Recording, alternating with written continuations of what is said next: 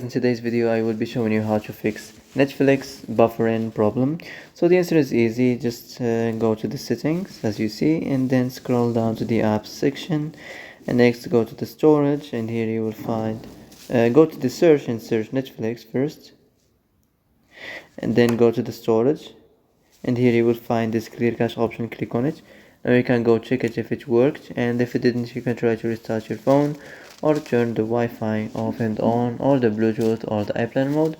Also you can try to clear data, but be careful. If you clear data, all the Netflix data will be deleted. This includes all files, the settings, the accounts, the databases, etc. So be careful if you want to clear your data. So that's it for today's video. I hope this is the answer you've been looking for. If you like this video, don't forget to like and subscribe, and see you in the next video.